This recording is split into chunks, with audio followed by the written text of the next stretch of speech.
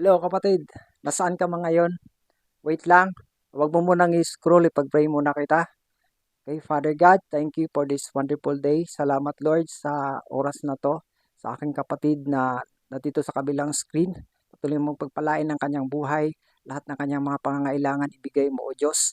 Siya man o Lord ay may sakit karamdaman, pagalingin mo siya Panginoong Hesus. Dahil ikaw ang Diyos na taga-gamot at ikaw ang Diyos na manggagamot. You are a healer.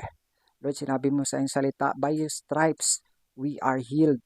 Salamat, Panginoon, sa kagalingan na natamo ng aking kapatid na to at anumang mga desire ng kanyang puso, ng kanyang buhay, patuloy mong ibigay, Lord. You are a supplier, you are our provider, at walang imposible sa iyo. Lahat ng aming desire, kami nanampalataya na ikaw ang Diyos na totoo na nagpo-provide sa lahat ng mga pangangailangan. Salamat, Panginoon. We give you praise, give you all the glory. In Jesus' name, Amen. Kaya kapatid, ikaw ay napagpala sa panalangin na to. Please like and share this video. God bless.